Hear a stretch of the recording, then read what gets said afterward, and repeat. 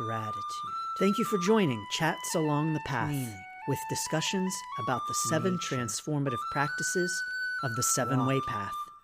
I'm Christian of Standing Stones Journaling. Healing, inviting you to heal, Ritual. grow, and transform with the 7-Way Path. Thank you for walking the Gratitude. path, and best wishes for your Cleaning. journey. Nature. Welcome to this episode of Chats Along the Path. In this episode, we are speaking with Michael Overlie. Michael is a Tenchi flow healer, canine partnered energy coach, author, and dog fanatic with a lifelong gift of connecting with animals and learning from them, especially after the death of his brother. He now helps other men awaken to the gifts available to them from their dogs, to discover a life of purpose and be extraordinary. And Michael is here to talk with us about his silence practice. Michael, welcome to Chats Along the Path. Thank you so much for being here. Absolutely. Thank you. Wow. You make me sound really good. That's cool.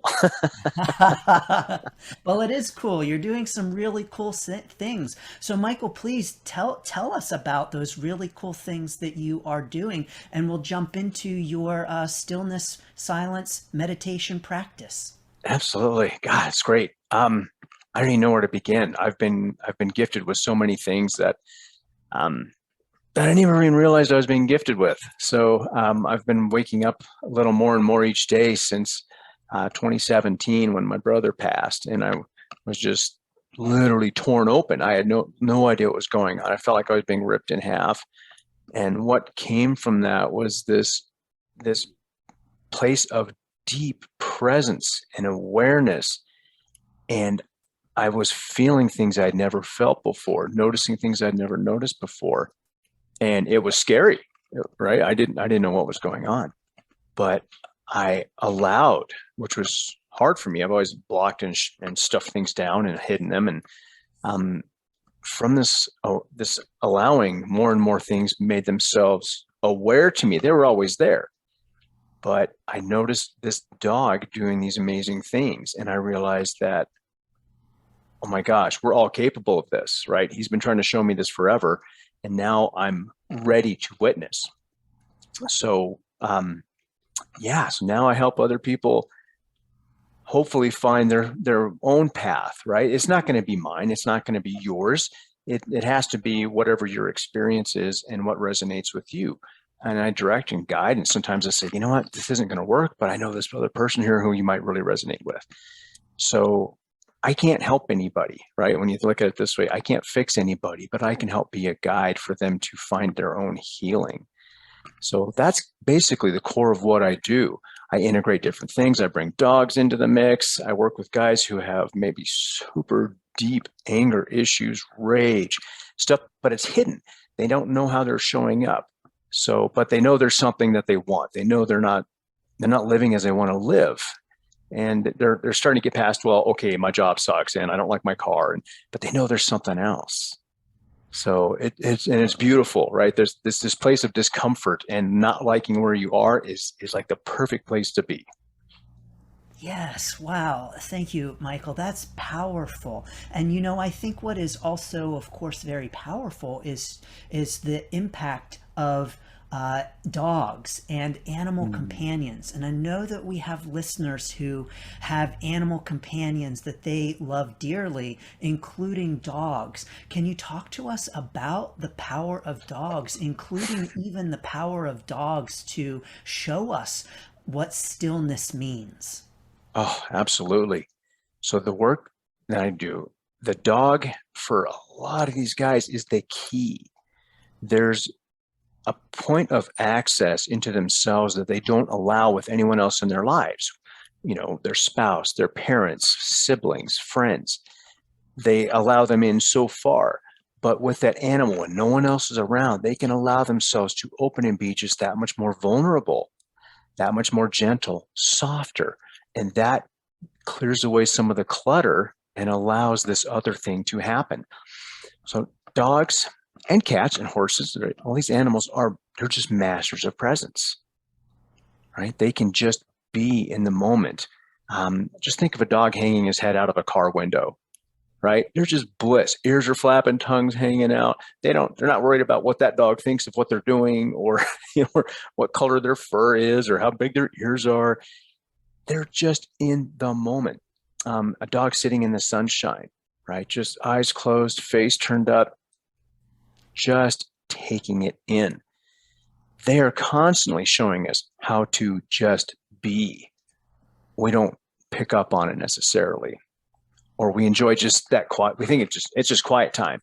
It's something much deeper. They're allowing us to be in this place, showing us how to just be in this place right here, right now. So once you can create this distinction. Oh my God, my dog's teaches me stuff all the time. Or even if it's just I wonder if my dog's actually trying to show me, just being curious, right? They are masters. They're masters of energy. They're energy healers, right? They're teachers of presence, but they do it in a way where it's, look at what I'm doing, right? They're not forcing you to do anything. And that's the whole purpose, right? Yes. Wow. I love that so much. The focus on the being instead of the doing, and how often do we look to our animal companions and they really are just being. What an incredible example for all of us. So, Michael, can you talk with us about how you incorporate stillness, silence, meditation into your own experience, your own practice, and the impact that that has had on you? Yes. I love it. So I have a number of different ways that I practice, but the end result is typically the same. It just brings me back to right here, right now. So I start my day at about 3:30 in the morning. I get up really early, and it's a choice. I do it on purpose because I dedicate this time and space to myself. So being up early, the world is quiet. It's dark outside. None of the neighbors are moving around. No one's warming up their car. No one's scraping ice, whatever it is. And so the environment is in a place where I can more easily get into stillness. So I will go outside with my dog and just stare at the stars or the moon, and just I feel the concrete coming up through my socks, the cold. I feel the air on my face. I might hear a noise, 100 yards off, but I don't have to get attached to whatever that is. Like, I see a star, I don't have to stare at the star and realize, I wonder how far that is. I can just be with it and be grateful that it's showing itself to me. I come back inside and I can just sit and be with my dog. Like, now I've got a fire going because it's cold, so I can just sit and stare at the flames and not wonder, I wonder how hot that is. I put my hand on my dog's chest and just feel her chest rise and fall and rise and fall. I mean, it's fantastic.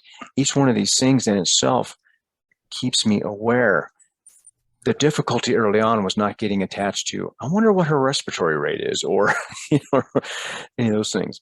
So my practice deepens when I can take it outside, daylight hours, going for a walk, other people moving around, other dogs on leashes. I've got a newer dog in my house, and we've been training pretty hard. And I was training too hard, and I realized I wasn't being present enough with her to allow herself to do what she needed to do. Me, strong, mighty human, me smart. So I keep learning. But the dog constantly, and it's not just my dog, it's every dog, constantly shows me, okay, now I'm aware. Now I'm good. Now I'm not good. What's going on? So, yeah. Yeah, wow, just this idea of a moment to moment kind of experience. And what I really hear in your morning experience is just so very much non-attachment, not Mm, attached to really deeply contemplating the stars. I'm just being there with them. And I'm not attached to staring at the fire and trying to figure out the temperature. I'm just there with it. And my dog, too, I'm not attached to anything but just this beautiful, precious, fleeting moment. And Mm. so, that to me, Michael, your experience is just telling me so much about the power of non attachment. Absolutely. Absolutely. See, things happen all day. Thoughts can come and go, but you don't have to grab onto it like your life mattered because that one thought or that one event. And it's typically this is my understanding and my feeling is that it's not the actual event, but it's our story around an event based on our history, circumstances, what we've held on to, what we've been able to let go. And we can continue to spin that tail, right? Sometimes for years and years and years, because we think somehow there's something important in there that defines us or that we need to strive for. Well, what if you could just feel it? What if you could just allow that nasty thing, right? Let's judge it. Let's call it nasty. Let that nasty thing come and feel it in your gut like you just got punched. Okay, be with it for a little bit. You're still safe. No matter what's happened in your life, you're here. You are still here, which means you're safe and that you matter. And we forget that. We get so caught up. So, yeah, I mean, we were talking about flutes before. I have this amazing flute, but I am not the flute. And what the sounds that come out of it are just the sounds that come out of it. Yes, wow, beautiful. I love this, and I'm positive that listeners are as well. So, Michael, can you tell us more about how you got into meditation practice, about your Mm. practice, how you got into this idea of a focus on non-attachment, silence, stillness? For those who are listening and saying, wow, this is powerful stuff. Now, how do I get there? Can you talk to us a little bit about how you got there? Yeah. Yeah. I had to realize that I wanted something different, right? After the death of my brother, I had this incredible awakening, is what I'll call it. And I realized I didn't like how I felt. I didn't like how I was showing up in the world. And in that moment, I realized I can actually choose differently, right? We've all got choices, but we get so caught up in our stuff that we don't remember that we actually can choose differently. We're stuck. And I became unstuck and I chose to be different. And I didn't know what that looked like. So I just had to start. My experience with my dog doing energy healing on myself and other people around me was like, whoa, my mom is an energy healer, but had never been able to talk to me about it because I was not in a place where I could hear it. So I was like, oh my gosh, I wonder how much is really out there. So I got super curious. What can I do? What can I experience? I became voracious. I wanted all this information, right? How is everybody doing it? And I realized at a point, the more I saw it, the more I was actually getting further away from just being. I was so deep in like, oh, somebody else knows more than I do, or this person has this. And maybe someone studied something and they've got something you resonate with. But what that tells me is that I can do anything anybody else has done, but it's probably my version. So understanding that I can just be me and be whole in this moment, that was the thing, right? But you have to choose, folks. You have to choose yourself. Put yourself first. Now, there's other people in my life who were used to me being a certain way. They may not understand what you're doing, and that's okay, right? Understanding that your identity is only tied to who you actually are, not who everybody else thinks you are, that's a place to really strive for, right? But allow it to come. Don't force any of it. That's the thing. Let me back up a tiny bit. I was super successful as far as work, career, and I could push, man. I could make things happen. I was, 8 hours in the OR and then 8 hours on my laptop doing this, that, and the other. I managed 12 people in 12 states. I was cooking and booking and making all kinds of money. I was miserable. But that's the way I used to be. I would push and strive in a different way, not knowing who I was because, so and so said this is a great title, you need to make this much money, all these things. So you can strive for something else, strive for something that you can feel, something that feels good, that resonates. Simple exercise. Think of something, or maybe even an individual that you don't like. For some reason, you don't get along. There's an energy there, and it feels icky and sticky, and it's not good. And it feels, turn that and think about someone you really care about, your dog. How do they make you feel? Wouldn't you rather have that kind of energy? So you can choose. Yes, that is just beautiful. I love that example of, thinking about someone who you don't really, jive with, Mm-hmm. and then thinking about someone you do jive with, including, your animal companion. And what a difference in the energy. I did that, Mm-hmm. Michael, as you were encouraging us to. And yes, you could really feel a real difference in the energy. And even for me, I don't currently have any animal companions. I love animals, don't currently have any, and was picturing having a dog with me. And the energy of that moment of presence and stillness with the dog, and that felt powerful for me, and I don't even have an animal companion. Right? Well, That's it's just energy. Mhm. It's just energy. So the more difficult part of this is taking that good feeling now and directing it back to the person that you're having a hard time with. All right. Look at it this way. Who needs a hug more than someone who's going through the hardest time in their life? They may be acting out. They may not even be consciously, right, conscious, aware of what they're doing or how they're showing up. They're just hurting and they're striking out to try and make themselves feel better. Who needs love more than that person?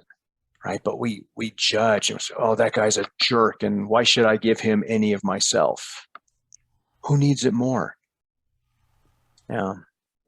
Yes, absolutely. Wow. Thank you very much, Michael, for all of those beautiful insights.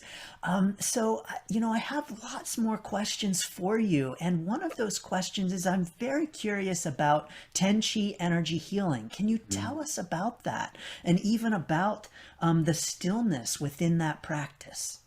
Yes. Yeah. Awesome. Thank you. So when I started getting into energy healing, I trained in all these different modalities. As I mentioned before, I was voracious. I wanted it all. I started with healing touch for animals. Well, of course, right? Me and the dogs. And then I went to Reiki, and then I studied Sekijutsu, and was exposed to pranic healing, reconnective healing, Kinslow method.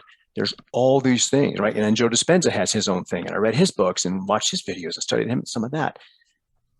And one day I was doing a distance session for one of my Reiki masters. I studied under a couple of different people, and I fell into this place of just bliss. And I wasn't trying to get there. There was no intention upon arriving in this location, but I just got so still that I tapped into something else. I could picture her as a 5-year-old girl riding this horse bareback with her arms flung out and her hair flapping in the wind, and tears were rolling down my face. And there was just this whoa, like I plugged into something else. And it was a stillness. And I realized I wasn't actually doing anything, but I connected with something else. So what I've done now is I've studied Qigong some, and I take some of it, created my own thing, and I slow it way down. I mean, way down. And someone else actually did this slower than I did when I was teaching it. And I was like, whoa. And you start to just sense every inch of your body. You can put your focus on your pinky. And it doesn't matter where your pinky is or what it's doing, but just that awareness, you literally get drawn into that. And it creates this deeper sense of connectedness. Like I start to feel everything. If I'm outside, I feel every tree, I feel the grass, I feel the bushes. It's slowing down, right? We're always rushing around, whether it's mentally or physically. So that act of slowing down and then just stopping. It's incredible. It's absolutely incredible. And that's as a physicality. So that's basically a moving meditation, right? You can do it on a walk, but this forces us to slow ourselves down so much. We're literally rewiring our nervous systems because we're not used to moving that way. So I bring in Qigong, Native American dance, martial arts I've studied, and I just create my own movements and do this flow. And it doesn't have to be symmetrical. And that's another thing. We go, this arm goes like this arm goes like that. It's asymmetrical and it's atypical. And so it's rewiring everything. Yeah, wow. I love this. And I think what is really so striking to me in it is this idea of stillness within movement. You know, Mm. so often we think of stillness as something in which we need to be physically still. And yet, here you have a practice that is stillness within the movement itself. And so, then, therefore, movement is a source itself of stillness. Hmm. Yeah. Yeah. Oh, it's fantastic. There's a Cherokee word. It's Tioweh, Tiywoweh in our English version, and it means the stillness inside. So you can still be doing something and being in your stillness. Yes, that's beautiful, Michael. You know, I just had the image of a fast moving car, almost like, you know, when we are riding in a car, we are inside that movement. So the car itself is rushing down the highway, Mm. and we ourselves can be sitting very still within that rushing movement. And so, Yeah. you know, it's like that core of stillness even within the rushing movement. Wow, that's really powerful. Thank you for sharing that. Yeah, you bet. Yeah, yeah. So, Michael, I really would love to turn back to animal companions Okay. and to talk with, because, you know, we have listeners who love their animals dearly. And, you know, of course, that they are powerful in our lives as well as the listeners. And I'm wondering, Michael, what kinds of encouragement, tips, suggestions you might have to pass on to listeners about fostering connections with their animal companions, about helping them to learn from their animal companions, and to really forge a deeper relationship with them. Absolutely. I love this. So, when did your animal come to you? What was going on in your life when that animal showed up? There's an old saying: when the student is ready, the teacher appears, right? But we don't apply that to our animal companions. Well, of course we should. They're amazing. So, what was going on? Did you go out and buy the dog? Was it the decision based around you've had that kind of dog before, or there's a certain look, or maybe you wanted a dog that's big and tough, or cute and cuddly? There is something in each one of those queries. Why is that important to you? What is it that you believe you need from that animal that you're not able to give yourself? So something very, very deep here. So let's just take it easy for a minute. Start with just spending time with your animal, but look at them in a slightly different way. Just make a tiny shift. I wonder what she's here to teach me. Why is my dog is Indigo? Why is Indigo here? What are her behaviors? Maybe there's behaviors that she exhibits that I don't like. Well, there's something there for me because I'm obviously judging something that's going on. What is that about? So get curious. Look at your animal as a teacher instead of, me human, this little dog. Yes. Yes, yes, you know, of course, because our animal companions do have so much to teach us. And I really love your encouragement to ask yourself what was happening at the time when that teacher came into your life, and the circumstances of that surrounding it and that experience. Because yes, indeed, there are great opportunities for learning and growth and healing in that experience. So that is really beautiful, Michael. Thank you for that.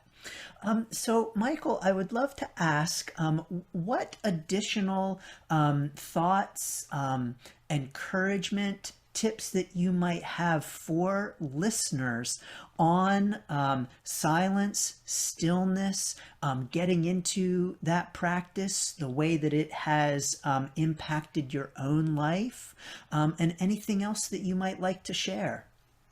Absolutely. Take your dog for a walk. So when we're using both sides of our body to move, we're actually creating an integration because both sides of the brain have to work. So you can set an intention before your walk, or maybe just ask yourself a question if there's something that you're really trying to work on. But do that one thing or ask that one question and then drop it and then go take your dog for a walk. Now, on this walk, maybe you go a different direction. Okay. Most people, they'll go around the block to the right or they'll go around the block to the left. Maybe you go down a different street. And this time, let your dog lead you instead of, come on, stop sniffing everything. And just get curious. What the heck are you looking at? Why are you spending all that time there? I'm not saying get down and maybe, sniff the poo and and lick the grass or whatever it is that they're doing, but just get curious because there's something that's got them held in rapt attention. So just be there with them, right? And then after you get back home, maybe you'll get a response or a hit or an answer to the question you put or something because of the intention you set. You feel something differently. Yeah, start small. Start small. You don't have to create this massive thing or these giant shifts. They don't work. They are not sustainable. One little tiny shift, but let your dog lead you around the block this time and see what happens. Yes, I love that. Michael, that's awesome. Here you're asking a question saying, I'd really love some guidance on this one question, this one topic, this one challenge. And then really just that idea of non-attachment, letting it go Yeah. and letting that thought just go and being in the moment on the walk with your dog and allowing the dog to lead you to be in the present moment. That is incredibly powerful. Thank you for that beautiful practice. Yeah, absolutely. Yeah. So, Michael, how can people learn more about you? How can they get in touch with you? How can they connect with you? Absolutely. My website is www.dogsandmen.com. You can email me directly, michael@dogsandmen.com. I'm on Facebook and LinkedIn. I do some stuff on Instagram, but not a lot. It's Myrdhin, Myrdhin. That's the old Gaelic name for Merlin, by the way. I thought that was pretty cool. Um, yeah, yeah. Give me a shout. Reach out if you have a question. Let's talk. Wonderful, Michael. Thank you. And Michael, any final parting thoughts, well wishes, or anything for listeners? Yes. So I think at the core of all of our insecurities, discomforts, is the fact that we think we are not enough. So I got this from a woman named Marissa Peer, and she says, write this on your mirror. So every time you walk into the bathroom, you see this thing that says, I am enough, right? Or you can say it to someone else, right? Because we don't get that message. We're told otherwise as we grow up. So just whatever it takes to start to get to that place of I am enough. And everybody, keep yourselves just a little bit more of a break today. There's a lot going on out there. So yeah, just sit quiet for a couple minutes and thank yourself for what you're doing. Yes, that's great, Michael.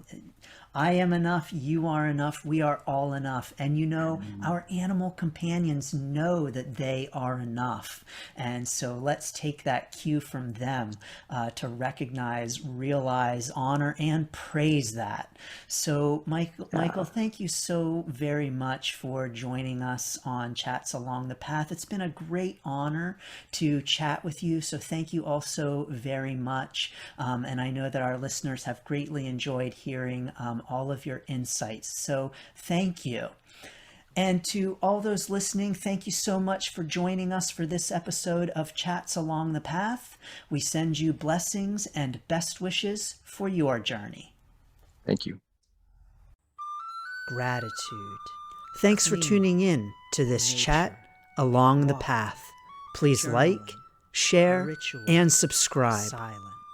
Thank you for walking the path. Cleaning, blessings, and best wishes for your journey. Journaling, ritual, silence.